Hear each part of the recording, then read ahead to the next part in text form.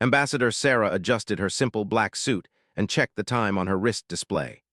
The Galactic Council's emergency session would begin in 30 minutes, and the fate of humanity hung in the balance. She walked through the pristine corridors of Station Alpha 7, her soft footsteps barely audible against the polished metal floors that reflected the artificial lighting overhead. The diplomatic quarters buzzed with activity as representatives from dozens of species prepared for what many considered the most important council meeting in centuries. Sarah passed a group of tall, blue-skinned, discussing battle formations in their melodic language. Their elegant heads turned toward her, expressions unreadable behind their crystalline facial features. "The human delegation," one whispered to another in basic standard, the universal language of the galaxy. "Strange that they sent only one representative to face the charges." Sarah smiled politely and continued walking. She had heard similar comments throughout the station for the past 3 days since arriving. Most species sent large delegations with military advisors, legal experts, and cultural. Humanity had sent her alone, armed with nothing but diplomatic credentials and a briefcase containing documents that most aliens would consider insignificant. Charges against humanity were severe. 3 separate galactic powers had accused Earth's colonies of violating the restricted development protocols. The Empire claimed that human settlements had exceeded population limits on frontier worlds. The military collective argued that human military installations posed a threat to galactic stability. Most seriously, the ancient and powerful hegemony accused humanity of developing weapons technology beyond their authorized classification level. Any one of these charges could result in economic sanctions that would cripple human expansion. All 3 together could lead to complete isolation from galactic civilization, or worse, military action to force compliance. The Galactic Council had the authority to authorize punitive expeditions against member species that violated core protocols. Sarah reached her temporary quarters and activated the privacy field. The small room fell silent as the energy barrier blocked all external sounds and scanning attempts. She opened her briefcase and reviewed the materials one final time. No battle plans, no military assessments, no legal precedents. Instead, she had medical records, agricultural reports, industrial surveys, and detailed demographic analyses from every human world. A soft chime indicated an incoming communication. Sarah activated the holographic display, and the image of Admiral Stone appeared before her. His weathered face showed the strain of commanding humanity's small but growing fleet during these uncertain times. "Ambassador, I wanted to check on your preparations before the session begins. Are you certain you don't want additional support? I could have our legal team transmit additional materials." Sarah shook her head.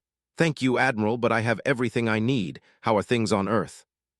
Tense, the Defense Council wants to mobilize additional fleets just in case negotiations fail. I've managed to convince them to wait, but if the Council rules against us. "They won't," Sarah said with quiet confidence.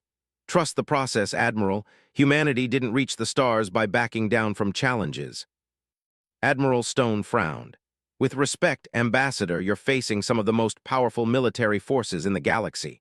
The Empire alone has over 10,000 battle cruisers. The Collective has conquered 47 star systems in the past century.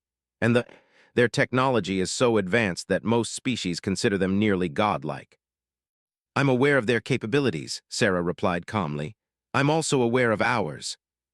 The Admiral's expression suggested he thought she was either incredibly naive or suffering from diplomatic delusion. "Sarah, I've read the charges. They have evidence of human colonies exceeding authorized limits. They have sensor data showing our military installations. They have intelligence reports about our research programs. What could we possibly say in our defense?" Sarah smiled. "The truth." After ending the communication, Sarah spent the remaining time in meditation. She had learned the practice from a Tibetan monk during her early diplomatic training, decades before humanity made contact with alien civilizations. The simple breathing exercises helped her maintain focus during difficult negotiations. A sharp tone indicated 5 minutes until the session. Sarah gathered her materials, deactivated the privacy field, and stepped into the corridor. The walk to the council chambers took her through the station's central hub, where hundreds of beings from across the galaxy conducted business and observed the proceedings through public viewing areas. The council chambers themselves were a marvel of engineering and diplomacy. The vast circular room could accommodate representatives from over 200 species, each in environmental conditions suited to their biology. Atmospheric barriers created invisible boundaries between zones with different gas mixtures, pressure levels, and temperatures.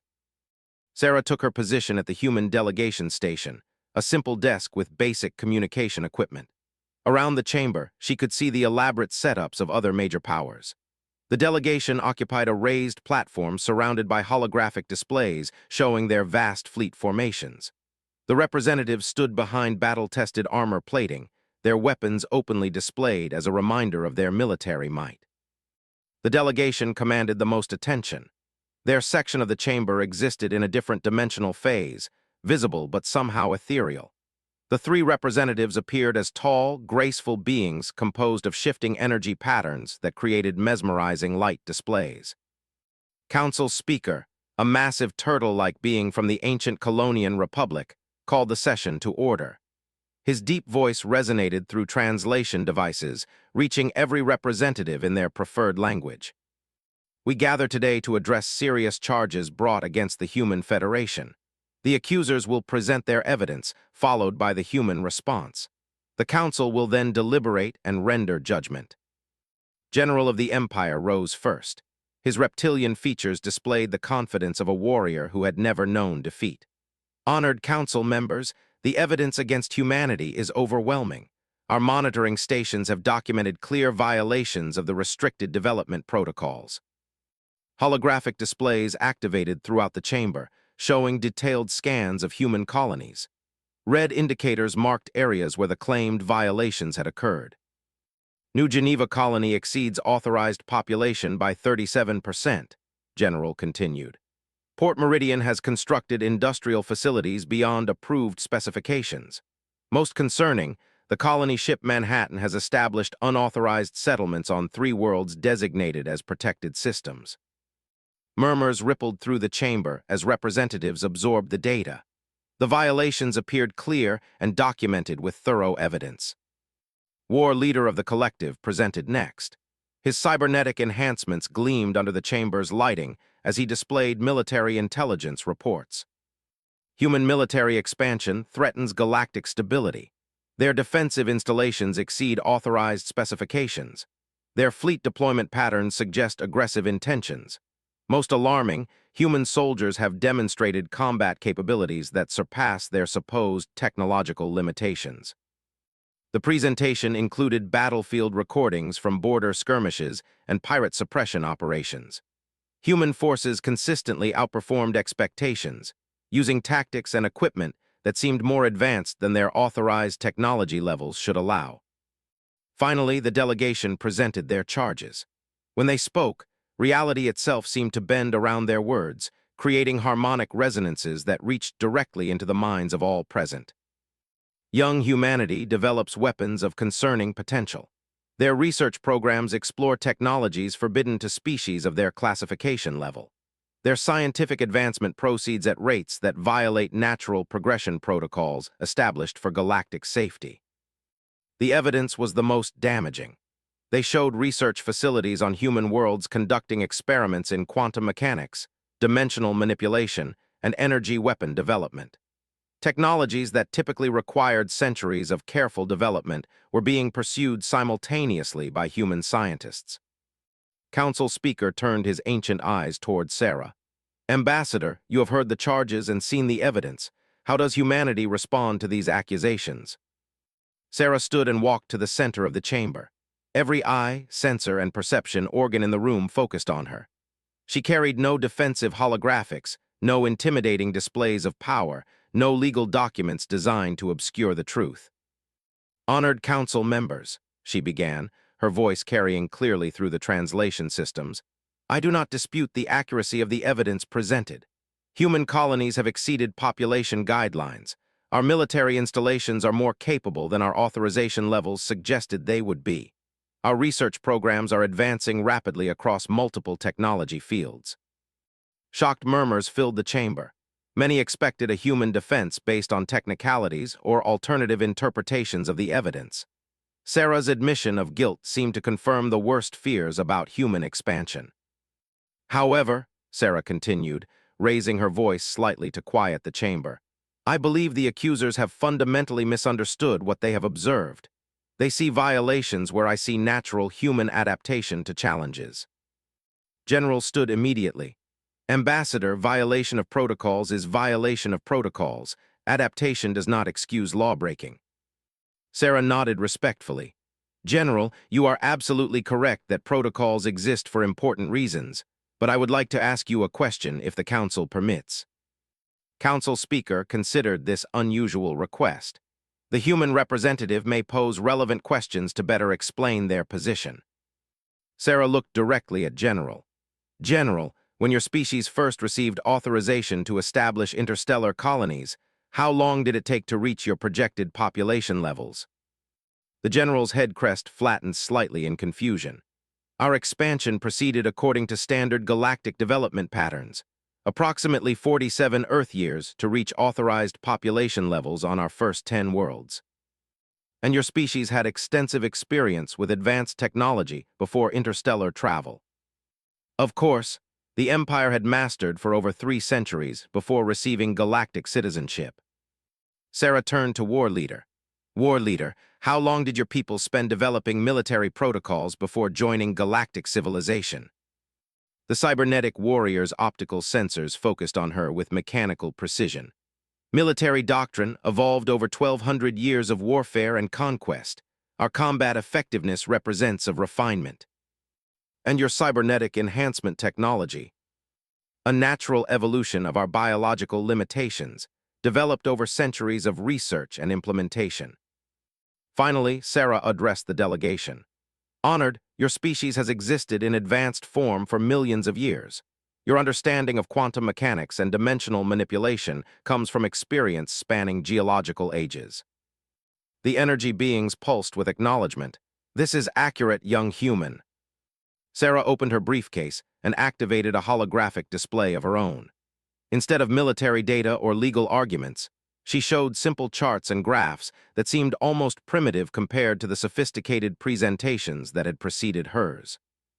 "Humanity achieved interstellar flight exactly 43 years ago," she began.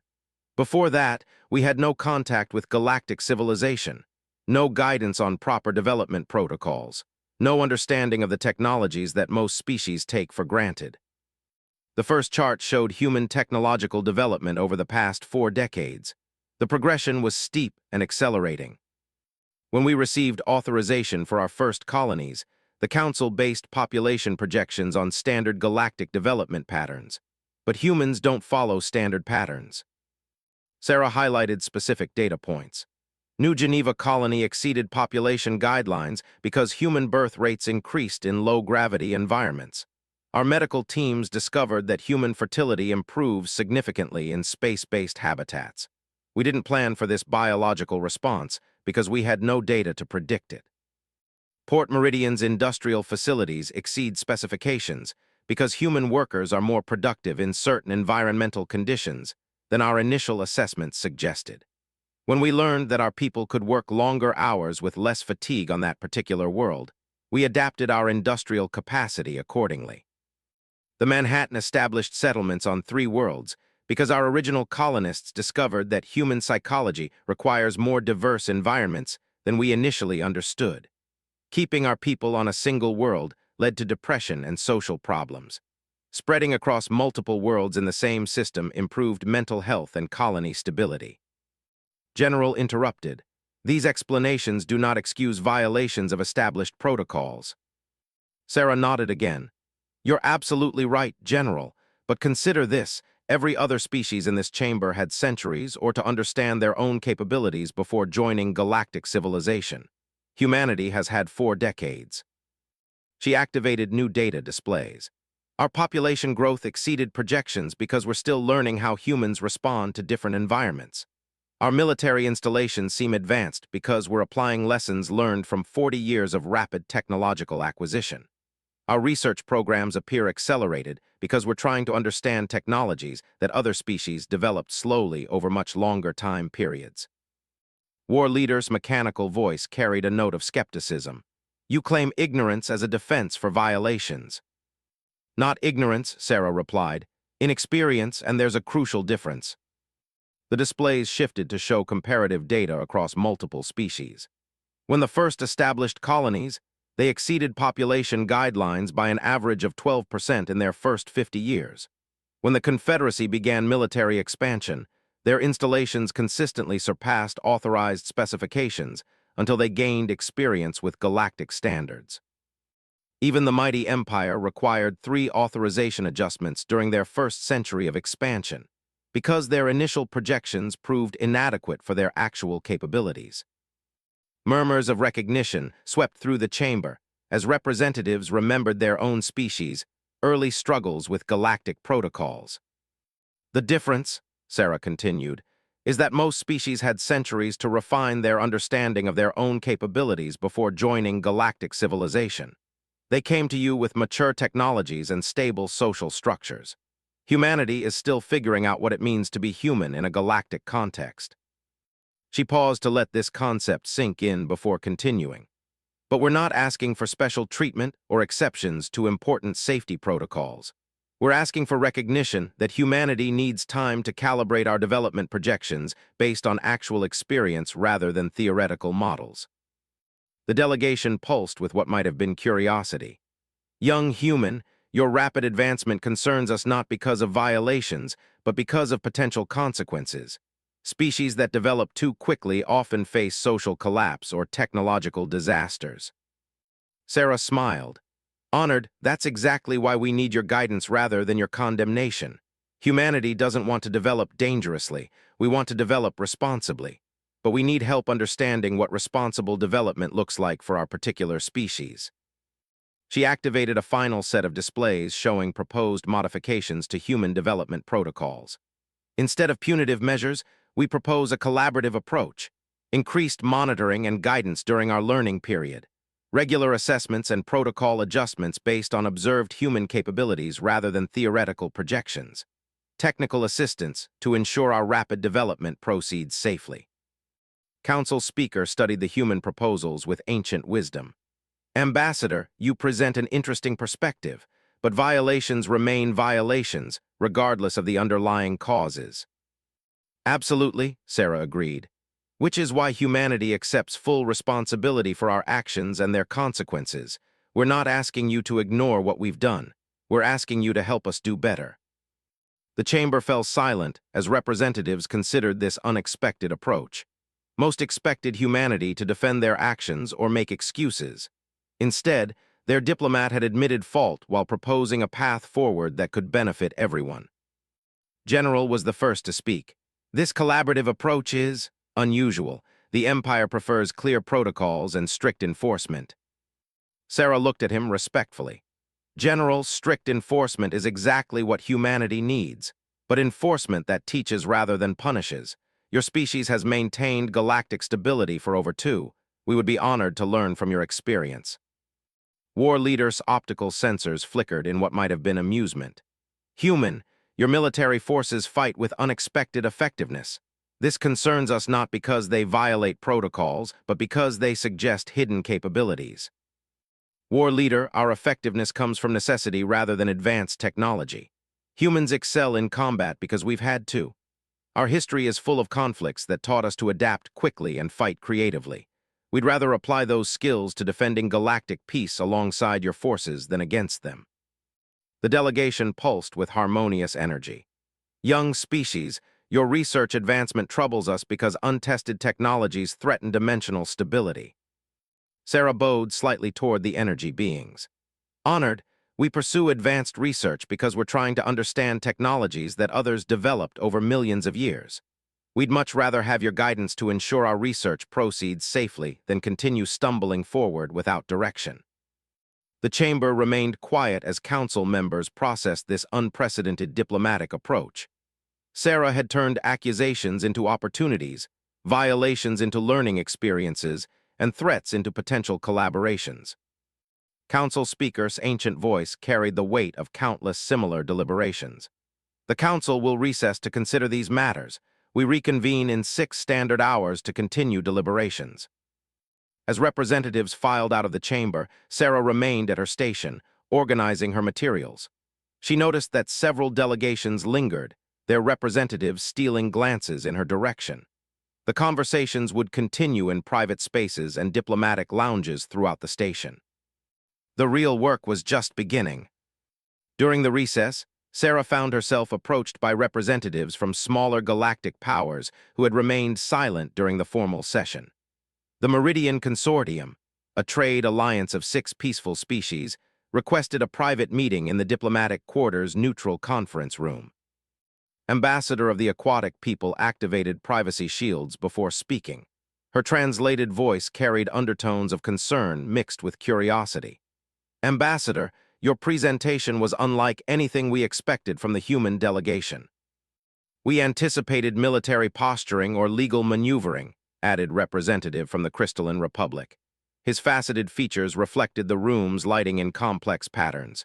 Instead, you acknowledged fault while requesting assistance. This approach is unprecedented. Sarah settled into a chair designed to accommodate multiple body types. Representative, Ambassador, I appreciate your willingness to discuss this privately. May I ask what concerns you about humanity's situation? Ambassador's gill slits fluttered in what her species considered a gesture of uncertainty. The major powers seem convinced that humanity represents a threat to galactic stability, but your presentation suggests something different. We've studied human expansion patterns, Representative continued. Your species' rapid development could destabilize existing trade routes and territorial agreements. Many smaller powers fear being overwhelmed by human expansion. Sarah nodded thoughtfully. Those fears are understandable, but they're based on assumptions about human intentions that may not be accurate. She activated a small holographic projector and displayed data about human colonial development. Look at our actual expansion patterns. Humans tend to choose worlds that other species find unsuitable or uninteresting. We've established major colonies on high-gravity worlds, extreme climate planets, and systems with unusual stellar characteristics. The data showed human settlements in locations that had been passed over by other species for centuries. Desert worlds with temperature extremes that most species found unbearable. Ocean worlds with crushing pressures that required extensive technological adaptation. Even systems with unstable stars that made long-term habitation challenging. We're not competing for prime real estate, Sarah explained. We're making use of resources that others can't or won't exploit. Human adaptability allows us to thrive in environments that would be hostile to most galactic civilizations. Ambassador studied the data with growing interest. This suggests that human expansion could actually complement existing colonial patterns rather than disrupting them. Exactly, Sarah confirmed. But there's more. Human trade patterns also differ from standard galactic models. New displays showed human commercial activities across their territories. Unlike most species that focused on exporting finished goods and importing raw materials, humans showed complex multidirectional trade flows. We export raw materials from harsh environment worlds to species that can't extract them safely, Sarah explained. We import manufactured goods that we can't yet produce efficiently, but we also provide services that other species find valuable. Representative leaned forward with interest. What services? Environmental restoration, hazardous material cleanup, emergency response in dangerous conditions, and specialized construction in hostile environments. Human physiology and psychology make us particularly suited for work that other species find difficult or impossible.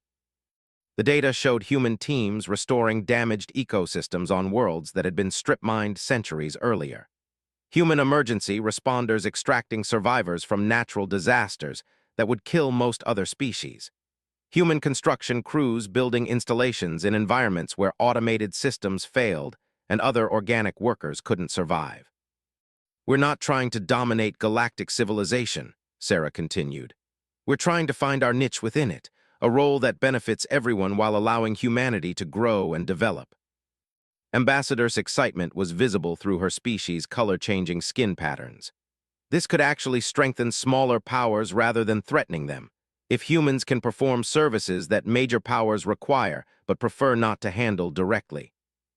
It creates opportunities for beneficial partnerships, Representative completed the thought. Rather than competing for limited resources, humans could help expand the total available resources. Sarah smiled. That's exactly what we hope to achieve, but we need guidance to develop responsibly. The accusations brought against humanity are correct in their basic facts. We have exceeded authorized development limits. Our challenge is learning how to grow sustainably within galactic civilization. The meeting continued for another hour as the smaller powers' representatives explored possibilities for cooperation with human colonies. By the time they concluded, Sarah had accomplished something unprecedented in galactic diplomacy. She had turned potential enemies into potential allies by acknowledging weaknesses instead of projecting strength. Meanwhile, in a secure section of the station reserved for major power consultations, General met with War Leader and a representative to discuss the human situation privately. The human ambassador's approach is troubling, General declared. Either she represents a species of dangerous naivety, or she's employing a sophisticated manipulation strategy. War Leader's cybernetic systems analyzed probability matrices as he spoke. Analysis suggests that human diplomatic strategy may be more complex than initial assessment indicated. Their admission of guilt serves multiple strategic purposes. The being, manifesting as shifting patterns of light and energy, pulsed with contemplative frequencies. Young humanity demonstrates cognitive patterns that differ significantly from standard galactic norm. Their rapid adaptation suggests either dangerous instability or remarkable flexibility. General activated a secure holographic display showing intelligence reports. Our monitoring systems have observed human behavior across 17 systems. Their military forces consistently exceed performance expectations. Their civilian populations adapt to new environments faster than any known species. Their technological advancement proceeds at rates that should be impossible. These patterns suggest hidden capabilities or external assistance, War Leader noted. However, our intelligence networks detect no evidence of advanced alien technology transfer or concealed human development programs. The representative created complex energy patterns that translated as deep consideration. Perhaps the concerning element is not hidden capabilities, but visible ones. Human potential appears to exceed their current development level by significant margins. General's crest flattened in confusion. Explain this assessment. Observe human military performance in border conflicts. Their tactics demonstrate intuitive understanding of strategic principles that most species require centuries of study to master. Their soldiers show individual initiative and adaptability that exceeds trained elite forces from established militaries. Human civilian populations establish functional societies on worlds where colonization should require decades of careful preparation. They develop local industries and sustainable ecosystems in time frames that violate standard development models. War Leader processed this analysis. You suggest that human rapid advancement is not artificial but natural. Correct. Human cognitive architecture appears optimized for rapid adaptation and learning acceleration under pressure. What we observe as dangerous advancement may be normal human response to challenging environments. General considered this perspective. If true, this suggests that human expansion will continue to accelerate regardless of restrictions or sanctions. Affirmative. Standard containment protocols may prove ineffective against species with such adaptation capabilities. Alternative approaches may be required. The being's energy patterns shifted to indicate agreement. Young humanity cannot be constrained by methods designed for standard galactic species. They require either elimination or integration on terms that account for their unusual characteristics. Elimination would require significant military resources and create dangerous precedents, War Leader observed. Integration offers potential strategic advantages if properly managed. General found himself considering possibilities he had not previously explored. The human ambassador suggested collaborative oversight rather than punitive restrictions. This approach might provide greater control over human development while reducing enforcement costs. Additionally, human capabilities could prove valuable for galactic stability if properly directed. Their adaptability and rapid learning could make them effective agents for handling situations that challenge conventional approaches. The representative pulsed with complex harmonics. Integration strategy carries risks, but offers greater potential rewards than containment or elimination. However, such strategy requires careful implementation to prevent human capabilities from destabilizing existing power structures. The three representatives spent the remaining recess time developing preliminary frameworks for collaborative oversight that could manage human expansion while utilizing their unique capabilities for galactic benefit. As the session resumed, Council Speaker noted the subtle changes in delegation positioning and interaction patterns that suggested significant private discussions had occurred during the break. The Council will now hear additional testimony and clarification regarding the charges against humanity, he announced. General, you may proceed with supplementary evidence. The General rose, but his demeanor had shifted from accusatory to analytical. Honored Council, during the recess, we conducted additional assessment of human colonial development patterns. Our findings suggest that human expansion may not threaten existing territorial arrangements as initially projected. Holographic displays showed updated analysis of human colonial activities. Red warning indicators had been replaced with neutral assessment markers and green collaboration opportunities. Human colonies tend to utilize worlds and resources that other species find unsuitable, General continued. Rather than competing for prime territories, humans appear to be expanding into ecological niches that complement existing galactic civilization. Murmurs of surprise swept through the chamber. The shift from accusation to measured analysis caught many representatives off guard. War Leader presented similar revisions to the military assessment. Human military capabilities exceed their authorized technology levels, but deployment patterns suggest defensive rather than aggressive intentions. Human forces consistently engage in peacekeeping operations and emergency response activities that benefit galactic stability. The leader displayed new data showing human military units responding to pirate attacks, natural disasters, and border conflicts. In every case, human forces work to de-escalate situations and provide humanitarian assistance rather than escalate military tensions. Human combat effectiveness appears to result from natural adaptability and creative problem-solving rather than advanced weapons technology, War Leader explained. Their soldiers excel not because they have superior equipment, but because they use standard equipment in innovative ways. The delegation's presentation was the most significant shift.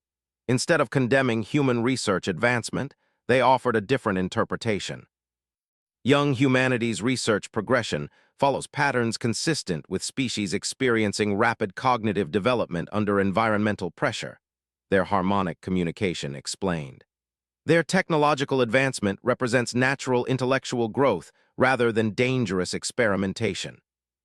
However, such rapid development requires guidance to prevent instability. The hegemony proposes collaborative research protocols that would allow human advancement to continue safely under experienced oversight. Council Speaker's ancient eyes showed surprise at these dramatic shifts in the major powers' positions.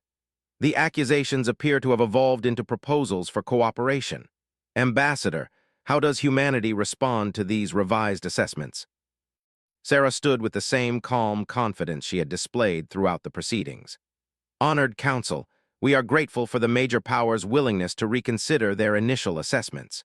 Humanity welcomes the opportunity to work collaboratively with galactic civilization to ensure our development proceeds responsibly. She activated new holographic displays showing proposed integration frameworks. We suggest establishing joint oversight committees for human colonial development, military activities, and research programs. These committees would include representatives from major galactic powers and provide guidance for sustainable human growth. Additionally, humanity offers to contribute our unique capabilities to galactic civilization in ways that benefit everyone. Human adaptability could be valuable for handling environmental restoration, emergency response, and other challenging situations that conventional approaches struggle to address. The displays showed detailed proposals for human participation in galactic initiatives, environmental restoration teams for damaged worlds, emergency response units for natural disasters and humanitarian crises, construction and development services for hostile environment projects, scientific research collaboration for challenging technological problems. We're not asking for special treatment or exceptions to important safety protocols, Sarah continued. We're proposing to earn our place in galactic civilization through demonstrated contribution and responsible development under experienced guidance. Representative from the ancient archetypal assembly rose to speak. His species had helped establish the original galactic protocols ago. The proposals presented today represent a significant departure from standard new species integration procedures. The Council must carefully consider the precedents being established. However, he continued, humanity's situation is unprecedented in several respects. Their rapid development and unique capabilities may require novel approaches to ensure galactic stability while allowing natural species progression. Over the next several hours, representatives from dozens of species offered perspectives on the human situation. The smaller powers that Sarah had met with during recess spoke favorably about collaboration opportunities. Mid-tier civilizations expressed cautious optimism about human contributions to galactic projects. Even some traditionally isolationist species acknowledged that humanity's adaptability could benefit challenging endeavors. As deliberations continued, a consensus began emerging around collaborative integration rather than punitive sanctions. The charges against humanity remained valid in their basic facts, but the interpretation of those facts had shifted dramatically. Council Speaker called for a final statement from each major accuser before the Council for formal deliberation. General rose first. The Empire withdraws its request for economic sanctions against humanity. Instead, we propose establishment of joint colonial oversight committees to ensure sustainable human expansion that complements existing galactic development patterns. War leader followed. The military collective withdraws its request for military restrictions against humanity. Instead, we propose collaborative training programs and joint operations that would integrate human forces into galactic peacekeeping efforts. Finally, the delegation pulsed with harmonious energy. The hegemony withdraws its request for research limitations on humanity. Instead, we propose collaborative research protocols that would guide human technological advancement while preventing dangerous instabilities. The chamber erupted in discussions as representatives absorbed these unprecedented reversals. Sarah remained standing at her position, maintaining her diplomatic composure while internally marveling at how dramatically the situation had shifted. Council Speaker raised his massive hand for silence. The Council will now withdraw for formal deliberation. We reconvene tomorrow to render final judgment on the charges against humanity and consider the various collaborative proposals that have emerged from these proceedings. As the session concluded, Sarah gathered her materials with quiet satisfaction. She had accomplished something that military force or legal maneuvering could never have achieved. She had transformed humanity's greatest weakness into their greatest strength by admitting their limitations while demonstrating their potential for growth and contribution. The real test would come tomorrow when the Council delivered their final decision. But for now, humanity had avoided the immediate threat of punitive sanctions and opened possibilities for integration that could benefit everyone involved. As representatives filed out of the chamber, Sarah noticed that many approached her with expressions of curiosity rather than suspicion. The conversations that would continue throughout the night would shape humanity's future in galactic civilization. Tomorrow would determine whether humanity's diplomatic gamble had succeeded. The diplomatic quarters buzzed with unprecedented activity throughout the night as representatives from across the galaxy conducted informal discussions about the human situation. Sarah found herself invited to 7 separate meetings with different species delegations, each exploring potential collaboration opportunities. The first meeting took place in the Tau Embassy's zero-gravity conference chamber. Ambassador, whose species evolved in asteroid mining operations, floated gracefully while discussing resource extraction projects. Human physiological adaptability could revolutionize deep space mining, Ambassador explained, his crystalline body segments catching the chamber's bioluminescent lighting. We've identified 17 asteroid fields rich in rare elements, but the radiation exposure and gravitational stresses make extraction impossible for most species.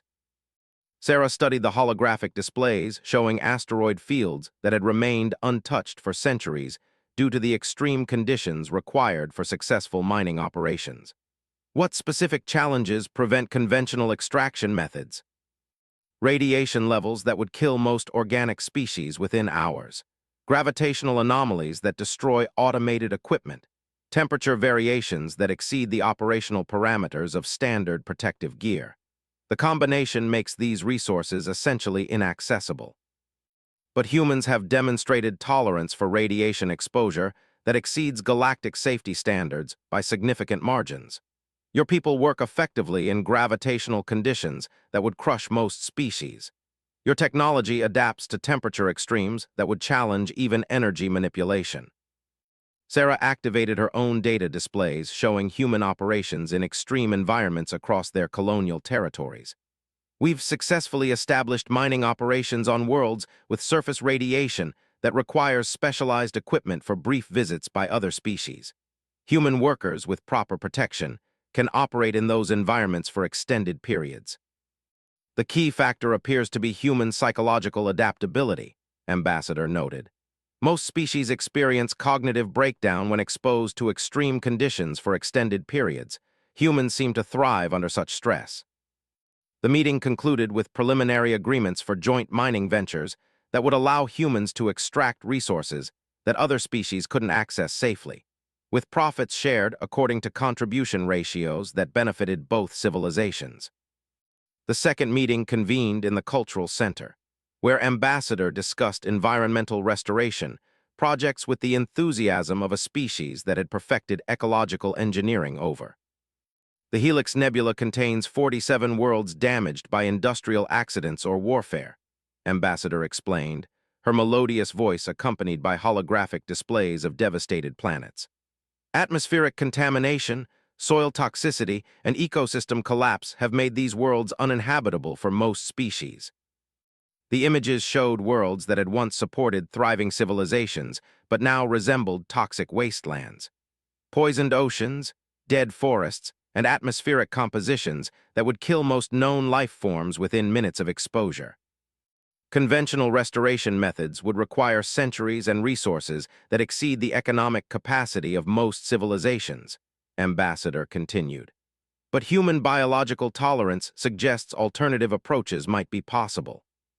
Sarah studied the environmental data with growing interest. What specific restoration challenges prevent conventional approaches? Direct biological intervention in toxic environments. Most species require extensive artificial protection to survive in contaminated areas long enough to implement restoration procedures. Automated systems lack the adaptability needed for complex ecosystem reconstruction. Human physiology might allow direct intervention without the artificial barriers that limit other species. Your people could potentially work within contaminated environments to implement restoration procedures that would be impossible for conventional approaches. The presentation included detailed analysis of human biological responses to environmental toxins. Compared to other species, humans showed remarkable tolerance for chemical contamination and ability to function effectively in hostile conditions. Additionally, human psychology appears well suited for the long-term commitment that ecological restoration requires. Most species lose motivation when faced with projects that span decades or centuries. Humans seem to maintain focus on long-term goals despite immediate obstacles. The discussion evolved into preliminary planning for joint restoration projects, where human teams would handle direct environmental intervention, while expertise would guide overall restoration strategies. The third meeting occurred in the Draconian Confederacy's military briefing chamber, where General discussed security challenges that conventional military forces struggled to address. Pirate organizations have established bases in 17 systems with environmental conditions that prevent effective military intervention, General explained. His reptilian features showed the frustration of a career military officer facing problems that couldn't be solved through conventional force. The tactical displays showed pirate strongholds located in neutron star systems, planetary atmospheres composed of corrosive gases, and asteroid fields with gravitational anomalies that destroyed most spacecraft. Our military forces excel in conventional engagements, but these environments require capabilities that exceed our operational parameters. Automated systems fail under extreme conditions, standard military tactics prove ineffective in such hostile environments. Sarah reviewed the tactical data with the analytical mind that had made her one of humanity's most effective diplomats. What specific operational challenges prevent successful military intervention? Extended operations in environments that exceed life support capacity for most species. Combat effectiveness in conditions where standard equipment fails. Tactical adaptability when conventional military doctrine doesn't apply to unusual circumstances. Human military forces have demonstrated effectiveness in environments that would challenge elite troops from established militaries. Your soldiers maintain combat readiness under conditions that would incapacitate conventional forces. The draconian analysis included battlefield recordings from border skirmishes, where human forces had successfully engaged pirate organizations in exactly the types of extreme environments that challenged conventional military operations. Human tactical doctrine appears to emphasize adaptability and creative problem-solving over standardized procedures, General noted. This approach proves highly effective in unconventional situations where standard military training becomes inadequate. The meeting concluded with discussions about joint military operations, where human forces would handle extreme environment interventions, while draconian naval power would provide overall strategic support. As the night progressed, Sarah participated in similar meetings with representatives from manufacturing consortiums, scientific research alliances, and even cultural exchange organizations. Each group identified specific areas where human capabilities could address challenges that had frustrated galactic civilization for decades or centuries. The pattern became clear. Humanity's perceived weaknesses as a young and inexperienced species were actually unique strengths that complemented the capabilities of established galactic powers. Human adaptability, psychological resilience, and technological creativity filled gaps in galactic civilization that other species couldn't address effectively. By morning, Sarah had participated in preliminary planning for over 30 different collaborative projects spanning military cooperation, environmental restoration, resource extraction, scientific research, and cultural exchange. Rather than being seen as a threat to galactic stability, humanity was emerging as a species whose unique capabilities could strengthen the entire galactic community. The formal council session resumed with an atmosphere that had transformed completely from the accusations and hostility of the previous day. Representatives filed into the chamber with expressions of anticipation rather than concern. Council speaker called the session to order with his characteristic dignity. The council has completed its formal deliberations regarding the charges against humanity. Before rendering final judgment, we will hear from any representatives who wish to offer additional testimony. Ambassador rose first. The Tau Mining Collective wishes to present evidence that human expansion patterns complement rather than threaten existing galactic economic structures. Holographic displays showed detailed economic analysis of human commercial activities. Far from disrupting established trade routes or competitive relationships, human operations consistently filled market gaps and provided services that enhanced overall galactic economic efficiency. Human colonies generate demand for manufactured goods that stimulate production across 17 different species industrial sectors. Human services provide cost-effective solutions for projects that would otherwise exceed economic feasibility. Human trade patterns increase overall galactic wealth rather than redistributing existing resources. Ambassador presented similar testimony regarding environmental projects. The Ecological Institute submits evidence that human capabilities could address environmental challenges that have frustrated galactic civilization for centuries. The environmental data showed dozens of damaged worlds that could potentially be restored through human intervention, creating habitable space and economic opportunities that would benefit multiple species. General offered military testimony that surprised many representatives. The Draconian Confederacy submits evidence that human military capabilities enhance rather than threaten galactic security. Tactical analysis showed how human forces could address security challenges in extreme environments where conventional military forces proved ineffective. Rather than competing with established militaries, humans could handle specialized operations that complemented conventional strategic approaches. Representative after representative offered similar testimony, each demonstrating how human capabilities addressed specific challenges that their civilizations had struggled with for years. The cumulative effect was overwhelming evidence that humanity's integration into galactic civilization could benefit everyone involved. Finally, Council's speaker called for formal judgment. The Galactic Council has considered the charges against humanity and all testimony presented. We render the following decisions. The chamber fell silent as every representative focused on the Council speaker's words. Regarding the charge of colonial development violations, the Council finds that human expansion has exceeded authorized parameters. However, the violations result from inexperience with galactic standards rather than deliberate lawbreaking.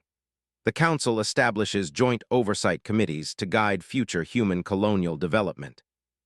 Regarding the charge of military installation violations, the Council finds that human military capabilities exceed authorized specifications. However, the installations serve defensive and peacekeeping purposes that benefit galactic stability. The Council authorizes expanded human military operations under collaborative oversight protocols. Regarding the charge of research development violations, the Council finds that human technological advancement proceeds faster than standard protocols anticipate. However, the advancement follows natural development patterns for an adaptable species under environmental pressure. The Council establishes collaborative research programs to ensure continued advancement proceeds safely. The Council further finds that humanity's unique capabilities offer significant benefits to galactic civilization. Rather than restricting human development, the Council authorizes accelerated integration programs that utilize human adaptability for galactic benefit. The chamber erupted in conversations as representatives absorbed the unprecedented decision. Rather than sanctions or restrictions, the Council had authorized expanded human participation in galactic affairs under collaborative oversight. Council speaker continued with specific authorizations that exceeded what humanity had dared hope for.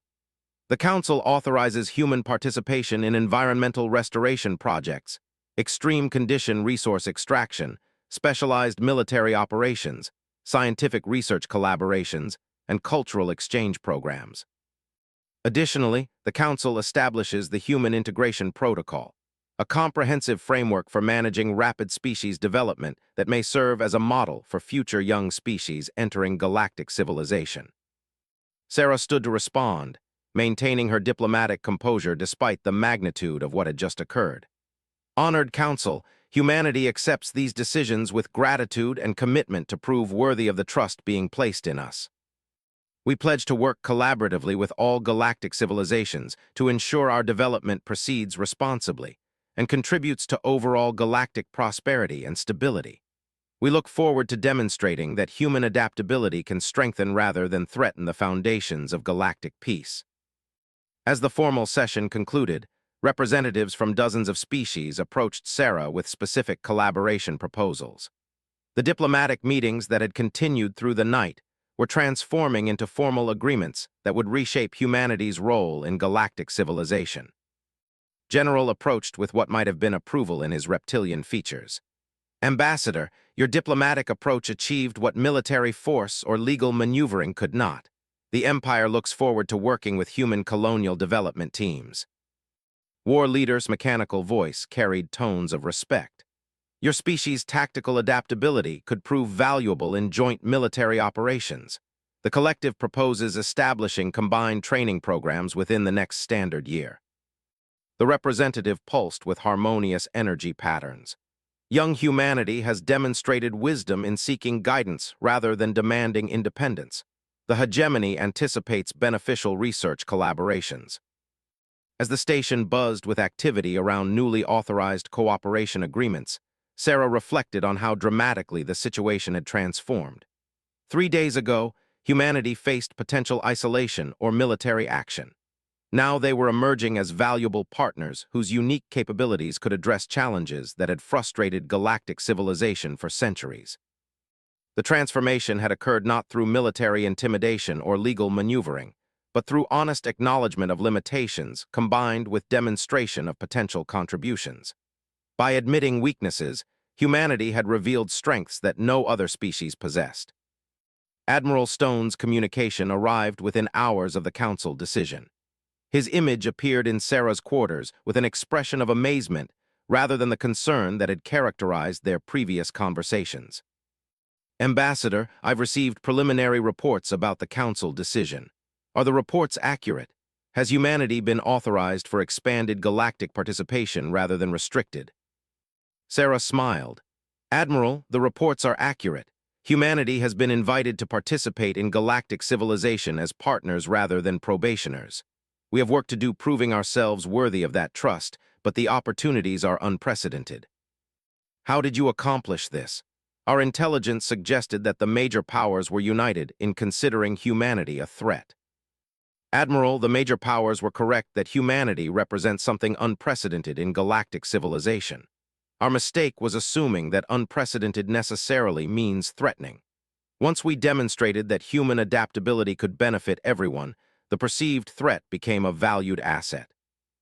Admiral Stone's expression showed the relief of a military commander who had prepared for the worst but received the best possible outcome. What are our next steps? Integration, Admiral. Real integration. We're about to become full participants in galactic civilization with responsibilities and opportunities that we're only beginning to understand. Our people are going to have chances to contribute in ways we never imagined possible. As Sarah concluded the communication, she looked out through the observation port at the vast expanse of space beyond the station. Somewhere out there, human colonies were beginning projects that would reshape worlds. Human soldiers were preparing for operations that would secure galactic peace. Human scientists were starting research that could unlock technologies beyond current imagination. The diplomatic gamble had succeeded beyond anyone's expectations. Humanity had found its place among the stars not through conquest or manipulation, but through honest acknowledgement of their nature and genuine desire to contribute to something larger than themselves. The real work was just beginning, but for the first time since humanity reached the stars, their future in galactic civilization seemed not just secure but limitless.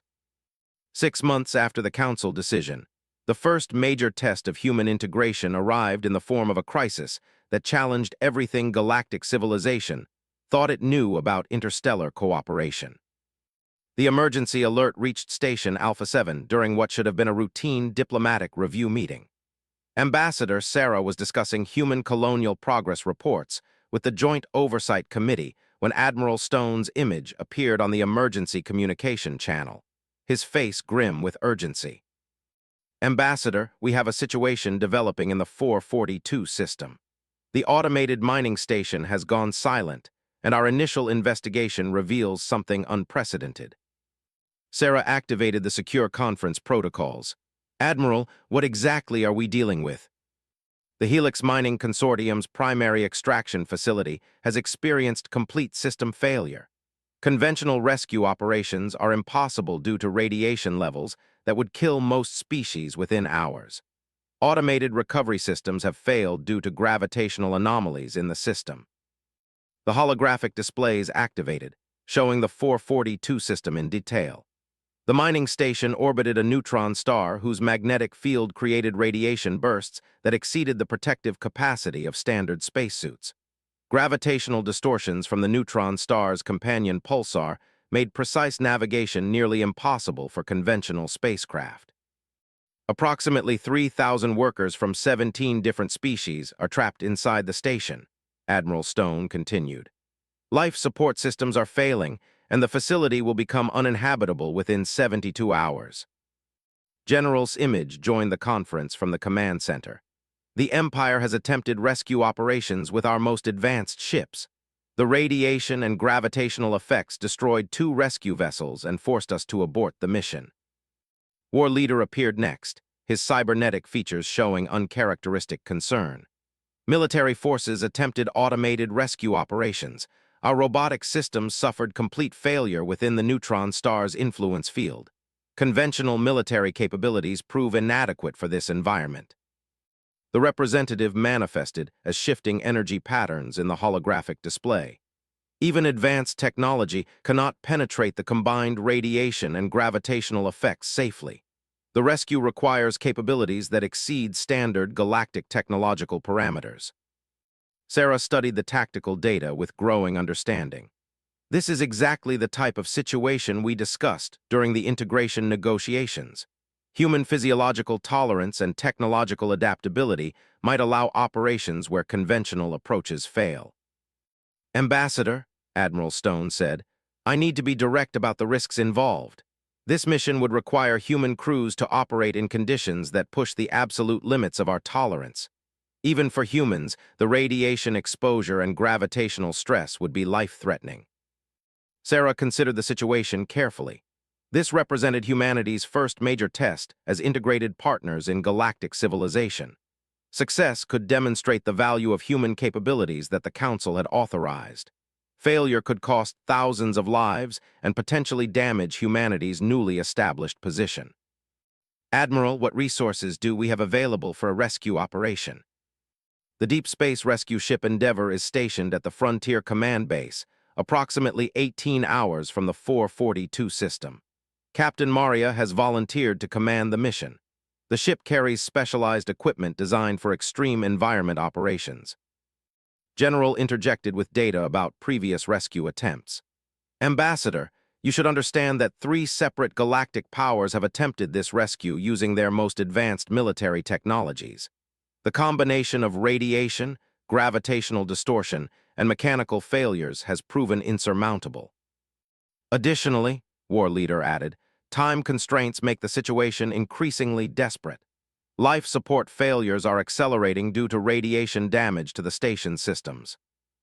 The representative pulsed with complex energy patterns. "Young humanity must consider carefully whether this mission exceeds safe operational parameters. Failure could result in additional casualties without saving the trapped workers." Sarah activated a direct communication link to the Endeavour. Captain's image appeared, showing a woman whose calm confidence reminded Sarah of the astronauts who had first carried humanity to the stars. "Captain, what's your assessment of the mission feasibility?" "Ambassador, it's going to be challenging. The radiation levels will push our exposure limits, and the gravitational effects will require manual navigation where our automated systems fail. But our crew is trained for exactly this type of operation." "Can you succeed where galactic military forces have failed?" Captain's smile carried the quiet confidence that had made humanity successful throughout their rapid expansion. "Ambassador, we're not better than galactic military forces in conventional operations. But this isn't a conventional operation. This is exactly the type of situation where human adaptability provides unique advantages. Our ship's design emphasizes flexibility over standardization. Our crew training focuses on problem-solving under extreme conditions. Our equipment adapts to unexpected circumstances rather than following preset protocols. Most importantly, human psychology allows us to function effectively when everything goes wrong. Other species excel when conditions match their expectations. Humans excel when conditions exceed everyone's expectations." Sarah made the decision that would define humanity's role in galactic civilization. "Captain, you are authorized to proceed with the rescue operation. All galactic powers are requested to provide support and coordination as needed." The next 18 hours tested every aspect of human integration into galactic affairs. As the Endeavour traveled to the crisis location, Sarah coordinated with representatives from across the galaxy to ensure maximum support for the rescue operation. The Empire provided detailed sensor data about the neutron star system and the mining station's layout. Their military intelligence revealed structural weaknesses and potential entry points that could be exploited during the rescue. The collective shared tactical analysis of the failed rescue attempts, identifying specific challenges that human operations would need to overcome. Their data helped mission planners avoid the mistakes that had doomed previous efforts. The hegemony offered their most advanced protective technologies, energy shields and radiation-dampening fields that could provide additional protection for the human rescue teams. Dozens of other species contributed specialized equipment, technical expertise, and logistical support. What emerged was an unprecedented cooperative effort where humanity's operational capabilities were supported by the combined knowledge and resources of galactic civilization. As the Endeavour reached the 442 system, Captain transmitted her first assessment. Station Alpha 7, this is Endeavour approaching the target location. Initial sensor readings confirm that conventional approaches to this rescue would be impossible for most species. The tactical displays showed the mining station tumbling slowly through space, its hull cracked and venting atmosphere in several locations. Radiation levels around the facility exceeded safe exposure limits for most known species by factors of 10 or more. However, Captain continued, human tolerance levels and our ship's adaptive systems should allow successful approach and docking, beginning rescue operations now. What followed was a masterpiece of human adaptability under extreme pressure. As the Endeavour approached the damaged mining station, gravitational effects from the neutron star system began interfering with navigation systems exactly as they had during previous rescue attempts. Navigation computers are failing, reported Lieutenant Commander Jackson, the ship's chief navigator. Gravitational distortions are beyond our automated system's compensation capacity. Captain switched to manual navigation, using human intuition and reflexes to guide the ship through gravitational anomalies that would have destroyed automated approaches. All hands, prepare for manual maneuvering. We're going to thread this needle the old-fashioned way. The rescue operation became a demonstration of everything that made humans unique among galactic species. Where automated systems failed, human operators adapted. Where standard protocols proved inadequate, human creativity found solutions. Where radiation levels exceeded safe parameters, human determination pushed forward anyway. As rescue teams boarded the damaged mining station, they encountered conditions that had frustrated previous rescue attempts. Emergency lighting had failed, leaving sections of the facility in complete darkness. Structural damage had created maze-like passages where standard rescue protocols couldn't apply. "This is Rescue Team Alpha," reported Commander Sarah over the communication system. "We've reached the primary habitat section. Conditions are worse than expected, but we're adapting our approach accordingly." The human rescue teams split into smaller groups, each adapting their tactics to the specific challenges they encountered.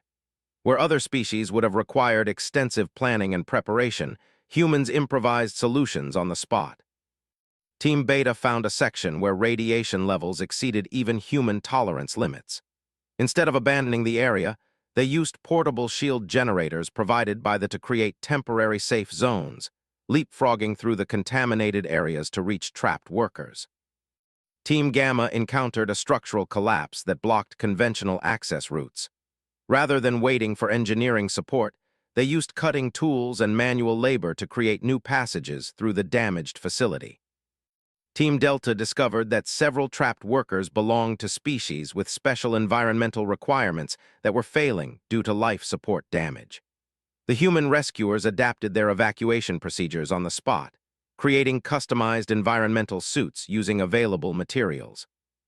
As the rescue operation continued, representatives from across the galaxy watched with growing amazement.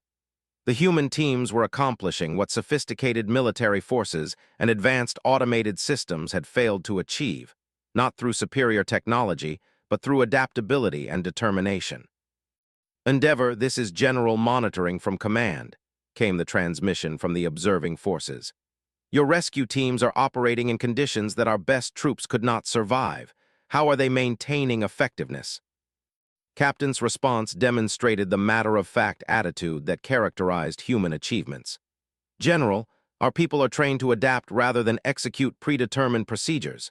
When conditions exceed expectations, we change our approach rather than abort the mission. Additionally, human psychology treats extreme challenges as problems to solve rather than reasons to withdraw. Our teams are motivated by the trapped workers rather than intimidated by the hostile environment." The rescue operation took 14 hours to complete, far longer than standard rescue protocols would allow. Human teams worked continuously in conditions that would have required other species to rotate personnel every few hours. As the last group of rescued workers was brought aboard the Endeavour, the scope of human achievement became clear. 3,000 workers from 17 different species had been evacuated from a facility that 3 galactic military powers had declared impossible to rescue. The rescued workers themselves provided testimony that would reshape galactic understanding of human capabilities. An engineer who had been trapped in the most radiation-contaminated section of the facility spoke with amazement about his rescue. "The human rescue team reached our section when I thought we would certainly die," he reported to War Leader. "They operated in radiation levels that should have killed them within minutes, but they continued working for over 2 hours to extract everyone safely. When our species' automated rescue systems failed, I assumed that no organic rescue was possible. But the humans adapted their equipment and procedures to conditions that exceeded everyone's expectations." Similar reports came from workers representing every species that had been trapped in the facility. The humans had not simply rescued them. They had operated effectively in conditions that challenged the fundamental assumptions about what was possible in extreme environment operations. As the Endeavour returned to Station Alpha 7 with the rescued workers, Sarah found herself facing a transformed galactic political landscape. The successful rescue had demonstrated human capabilities in ways that no diplomatic presentation could have achieved. Admiral Stone's communication reached her during the return journey. "Ambassador, the galactic response to the rescue operation has exceeded our most optimistic projections. Representatives from over 40 species have requested meetings to discuss expanded cooperation with human operations. The Empire wants to establish joint training programs for extreme environment operations. The collective is proposing integrated rescue services throughout galactic space. Even the traditionally isolationist archetypal assembly has expressed interest in human capabilities." Sarah reviewed the communication requests that had arrived during the rescue operation. Rather than the cautious cooperation that had characterized the previous 6 months, she was seeing proposals for deep integration of human capabilities into galactic civilization. "Admiral, it appears that demonstrating our capabilities was more effective than describing them. How are our people responding to the increased interest?" "Our colonial populations are excited about the opportunities, but they're also concerned about maintaining human identity while integrating more deeply with galactic civilization. Captain's crew is being hailed as heroes throughout human space." The concern was valid. Humanity's rapid integration success created new challenges about maintaining their unique characteristics while participating fully in galactic affairs. As the Endeavour docked at Station Alpha 7, Sarah prepared for what she knew would be intensive negotiations about humanity's expanding role in galactic civilization. The rescue operation had proven that human capabilities could address challenges that frustrated established galactic powers, but it also raised questions about how quickly and how completely humans should integrate into existing galactic structures. The successful rescue had transformed humanity from probationary partners to essential participants in galactic civilization. The real challenge now was managing that success responsibly while ensuring that humanity's unique contributions continued to benefit everyone involved. 2 years after the rescue, Ambassador Sarah stood in the newly constructed Human Integration Center on Station Alpha 7, reviewing reports that would have seemed impossible during those early diplomatic sessions. The center itself represented how dramatically humanity's status had evolved, featuring dedicated facilities for coordinating the dozens of joint operations that had become routine parts of galactic civilization. The morning briefing included updates from 17 different collaborative projects spanning military operations, environmental restoration, resource extraction, and scientific research. Each project demonstrated how human capabilities had become integral to galactic affairs rather than supplementary additions. Captain Maria entered the briefing room wearing the insignia of the newly created Galactic Emergency Response Command, a joint organization that combined human operational capabilities with alien technological resources. Her promotion to Galactic Operations Director represented the trust that humanity had earned through consistent performance in extreme situations. "Ambassador, I have the quarterly assessment reports from our joint operations commanders," Captain said, activating holographic displays that showed human teams working alongside alien specialists across dozens of star systems. The first display showed human environmental restoration teams working to repair damage from an industrial accident on VII. What had begun as an emergency response had evolved into a permanent restoration program that was transforming the planet's damaged ecosystems. The biotechnology combined with human environmental tolerance has exceeded all projections, Captain reported. The restoration is proceeding 60% faster than the most optimistic estimates. More importantly, we're developing restoration techniques that can be applied to similar situations throughout the galaxy. Sarah studied the environmental data with satisfaction.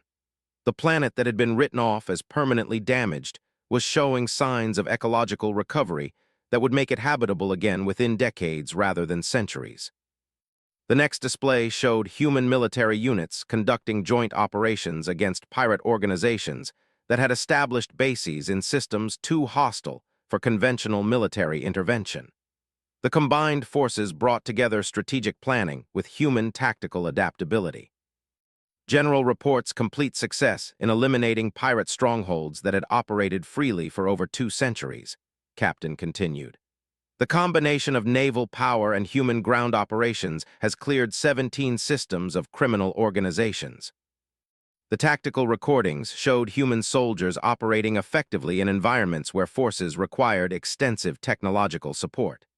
Poisonous atmospheres, extreme temperatures, and unstable geological conditions that would challenge conventional military equipment posed manageable obstacles for properly equipped human troops. Additionally, the joint training programs have improved the overall effectiveness of both human and forces in conventional operations. Our tactical adaptability is complementing their strategic doctrine in ways that benefit both militaries. The third display showed human research teams exploring quantum mechanics applications that had puzzled galactic scientists for. The collaboration brought together theoretical knowledge with human experimental creativity. The hegemony reports breakthrough discoveries in dimensional manipulation that could revolutionize interstellar travel, Captain explained. Human willingness to experiment with approaches that other species consider too dangerous has opened research directions that pure theoretical work couldn't achieve. Sarah reviewed the research data with growing excitement. If the preliminary results proved accurate, the joint discoveries could reduce interstellar travel times by orders of magnitude while making galactic civilization accessible to species that currently lack the technology for effective space travel. Captain, these results suggest that human integration has exceeded even our most optimistic projections. How are our people adapting to their expanded roles? That's actually become our biggest challenge, Captain replied, her expression shifting to concern. Human success in galactic affairs has created new problems that we need to address carefully. She activated new displays showing demographic and social analysis from human colonies across the galaxy. Our population growth has accelerated beyond sustainable levels in several systems. Human workers are in such high demand for extreme environment operations that we're experiencing critical shortages in conventional colonial development. The data showed human settlements struggling to maintain basic services because their most capable workers were constantly engaged in galactic operations. Agricultural systems, industrial development, and social infrastructure were suffering from the brain drain created by humanity's specialized roles. Additionally, younger generations are showing concerning attitudes about human. Some colonial populations believe that human capabilities make us inherently superior to other galactic species. Sarah frowned at this development. That attitude could undermine everything we've accomplished through cooperative integration. What specific manifestations are you seeing? Colonial governors reporting increased resistance to joint oversight protocols. Human workers demanding preferential treatment in mixed operations. Some military units expressing contempt for alien strategic planning. The success that proved our worth is creating arrogance that could destroy our relationships. The irony was troubling. Humanity's diplomatic success had been based on acknowledging limitations and seeking guidance from more experienced species. But operational success was creating attitudes that could undermine the cooperative foundations that made human integration possible. We need to address this before it becomes a serious diplomatic incident, Sarah concluded. What measures do you recommend? Before Captain could respond, Admiral Stone's image appeared on the emergency communication system. His expression combined urgency with confusion in ways that suggested a developing crisis. Ambassador, we have a situation developing that requires immediate attention. The collective has arrived at the edge of our galaxy with a fleet of unprecedented size and technological capability. Sarah felt her diplomatic instincts activate immediately. Admiral, what do we know about their intentions? They claim to be refugees fleeing some kind of catastrophe in the Andromeda galaxy. Their fleet includes over 50 million individuals from dozens of species we've never encountered. But their technology appears to exceed anything we've seen from galactic civilization. The tactical displays showed massive ships that dwarfed the largest galactic vessels, energy signatures that suggested power sources beyond current understanding, defensive systems that seemed to bend space itself around their fleet. The Galactic Council has called an emergency session to address the situation. Every major power is mobilizing military forces, but their preliminary assessments suggest that conventional galactic military forces would be ineffective against technology. Captain studied the tactical data with professional interest. Admiral, what specific capabilities do they demonstrate that concern galactic military planners? Their ships appear to ignore gravitational effects that limit conventional travel. They generate energy fields that deflect attacks from weapons that would destroy conventional vessels. Most concerning, their technology seems to adapt automatically to counter whatever tactics are used against them. Sarah recognized the implications immediately. This represents exactly the type of unprecedented challenge that requires unconventional approaches. Has the Council requested human participation in first contact protocols? That's where the situation becomes complicated, Admiral Stone replied. Several galactic powers have specifically requested that humans be excluded from first contact operations. They're concerned that human unpredictability could escalate tensions with potentially hostile aliens. The accusation was deeply ironic. The same adaptability that made humans valuable for extreme operations was being seen as a liability for delicate diplomatic situations. However, Admiral Stone continued, other powers have argued that human capabilities might be essential for understanding aliens whose technology exceeds conventional galactic parameters. The Council is divided about how to proceed. Captain activated additional tactical analysis systems. Admiral, have there been any direct communications from the fleet? Limited contact only. They've acknowledged the galactic powers' attempts at communication, but haven't provided detailed information about their situation or intentions. They claim to need time to assess whether our galaxy can provide suitable conditions for their refugees. Sarah considered the strategic implications carefully. Humanity's position in galactic civilization had been established through demonstrating value in challenging situations. But this situation involved first contact with potentially hostile aliens whose capabilities exceeded galactic civilization itself. Admiral, I'm returning to Earth for emergency consultations with the Colonial Council. Captain, prepare contingency plans for human participation in whatever response galactic civilization decides to implement. The journey to Earth took 18 hours through conventional hyperspace lanes, giving Sarah time to review everything humanity had accomplished since that first diplomatic session 2 years earlier. The transformation had been remarkable, from accused violators facing potential sanctions to essential partners in galactic affairs. But the approaching crisis represented challenges that could test whether humanity's integration was robust enough to survive contact with civilizations that exceeded current galactic capabilities. If they represented threats that conventional galactic powers couldn't handle, would human adaptability be seen as essential or dangerous? The Colonial Council convened an emergency session within hours of Sarah's arrival. President Harrison, no relation despite the shared surname, presided over representatives from every human world and major colonial population center.